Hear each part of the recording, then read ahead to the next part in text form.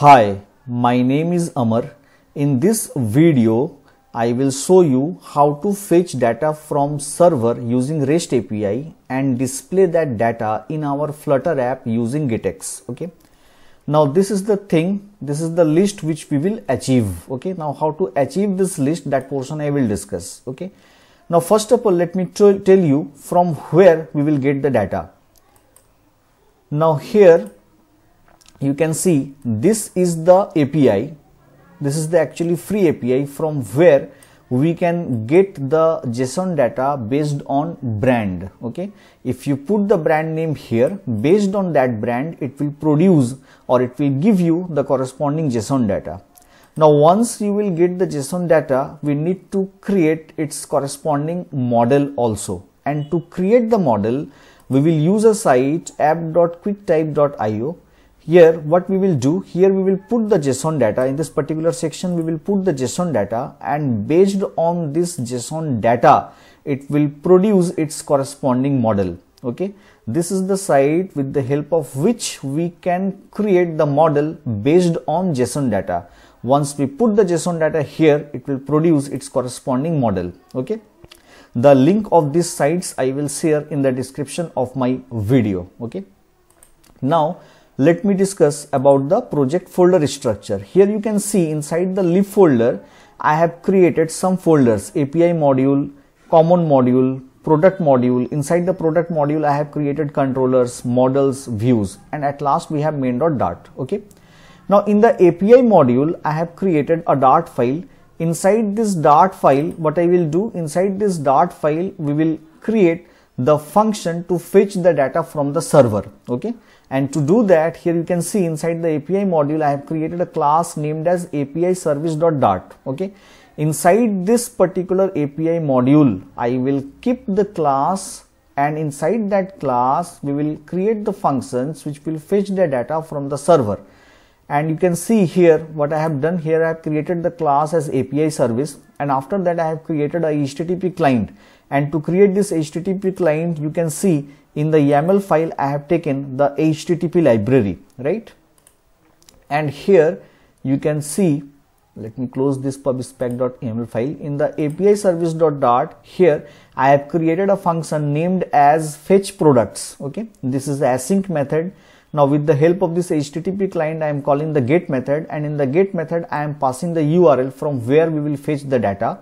Now if the response.status code is 200, this means if the response is okay, then the response body will be stored inside this variable JSON string, and from this JSON string we will create its corresponding model class. And to create its corresponding model class, I have used a function product from JSON. Now where this product from JSON function is present, it is present inside the models folder, inside the product model class, which is present inside the models folder. Now let me tell you, here I have created a product module folder. Inside this product module folder, I have created controllers, models and views. This means all the controllers, models and views related to product will reside inside the controller, model and views. Suppose you are creating a module which is related to cart, then what I will do, I will create a separate package or a separate module, cart module.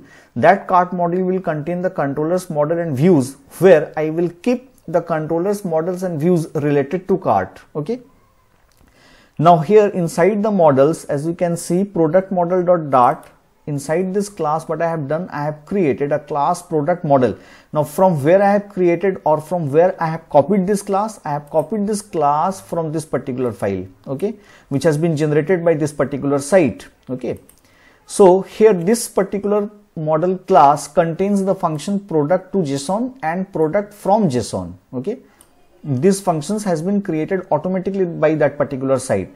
So in the API service.dart, I am using that function product from JSON, and I am passing that JSON string which I am receiving from the server. Okay, and so it will return the data, that is the product from the JSON, right? That is, it will return a list of product model, right? So let me close this product API service.dart. Let me close this file. Product model file I have discussed to you, right?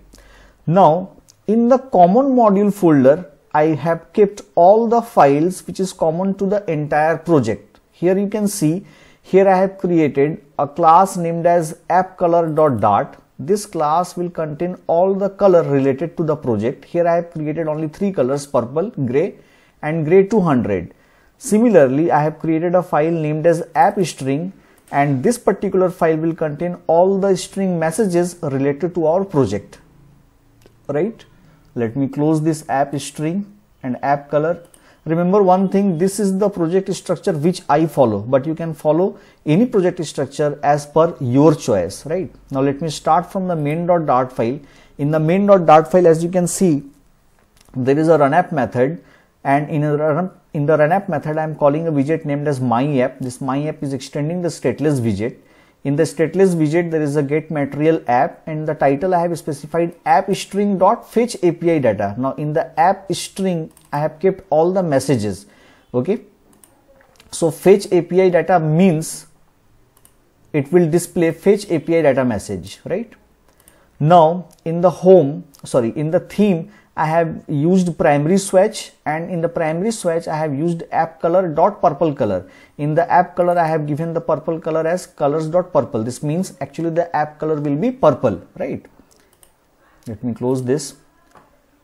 Now after that, in the home, I have used product list view. This means I am calling a widget product list view. Now this is a view which is related to product, so I have created this view inside the product module folder. Inside the views folder, you can see product list view, right? Because it is a product related view, that's why I have created inside the views folder, which is present inside the product module, right? Now in the product list view, you can see what I have done. In the product list view, it is extending the stateless widget, and here what I have done, I am creating the instance of product controller. Now this product controller is a controller, that's why I have created it inside the controllers folder of product module. Now in the product controller, what I have done, in the product controller, you can see it is extending the getX controller. I have created a variable named as isLoading, having the value as true, and this variable has been declared as reactive by using .obs. Similarly, I have created a variable product list which is of type product model. Okay, this is also declared as reactive by using .obs. In the onInit method, I have created, or I am calling, a function fetch product, and inside this fetch product, what I have done, inside the try finally, I have done isLoading true. This means whenever the product starts loading, at that time isLoading will be true, and when the product has been loaded from the server, then finally isLoading will be false. Okay. Now inside this fetch products, what I am doing, I have written API service.fetch product. Now if you remember, in the API service, I have created this fetch product functions to retrieve the data from the server. Okay. Now if the data has been retrieved, then it will be stored in the variable products, and if the product is not equals to null, then what I will do, I will store this product inside the product list. This product is nothing but this one. This means all the products will be fetched from the server, and after that I will assign all those products to the product list which I have created here. That is the functionality of the product controller, and this is the entire code. Okay. Now let me move to product list view. Now here you can see, here I have created the instance of the product controller. Now in the build method, there is a scaffold. In the app bar, I have written the text as appstring.product_list. Now in the appstring.product_list, you can see appstring.product_list, the text is product list. This means it will display product list which has been displayed here. Okay. Now after that, in the body, I have used obx. Inside the obx, I have written if product controller.isLoading.value. This means the variable is loading. If its value is true, then by default at the starting, this circular progress indicator will be displayed, because whenever I will launch the app, at that time it will take some time to fetch the data from the server, and at that time I will display this circular progress indicator, and that's why I have created this isLoading variable here, right?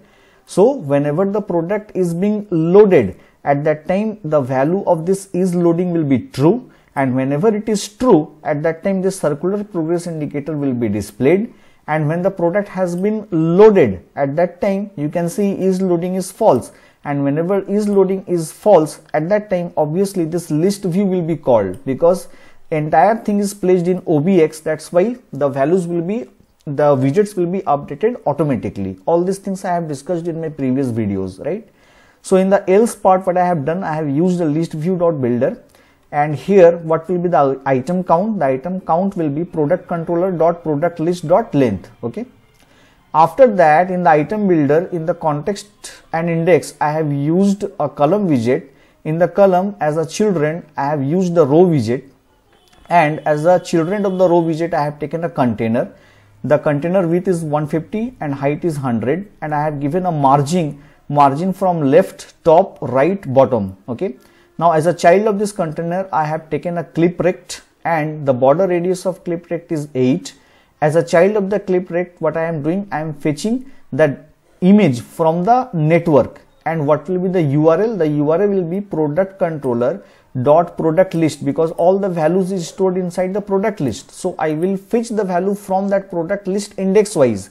So I have passed the index. Now in this index I am getting from here, and from that particular product model I am fetching the link by using image link property. Now this image link property is declared inside the product model class, where the URL of the image is stored. That's why here as a source I am using this particular statement.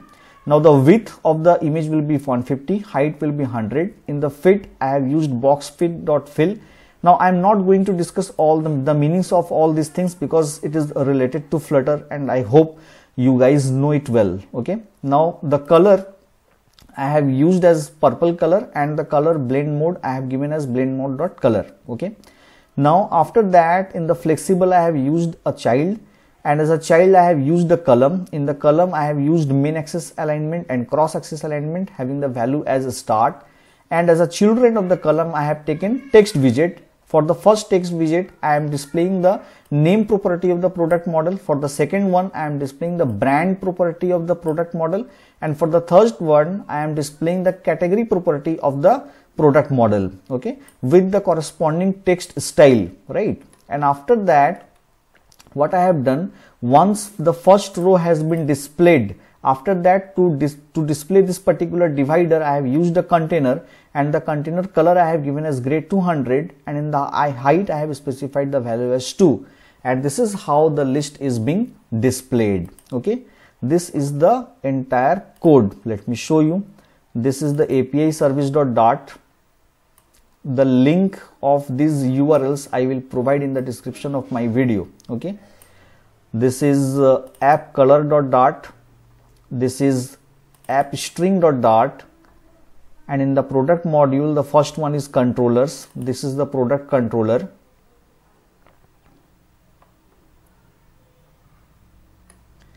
And in the models, I have used product models. Nothing to worry about this product model, because this will be created by that particular site. Okay. And after that, in the views, I have that product list view.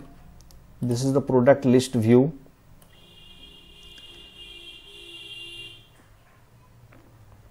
This is the product list view, where I have created the design to display the product list. Actually, I have not mainly focused on the design. I have just focused how to display the data from the server. Okay. This is the code for product list, and this is the main.dart. Right. I hope you have liked my video. If you have liked my video, please subscribe to my channel. Thank you so much for watching.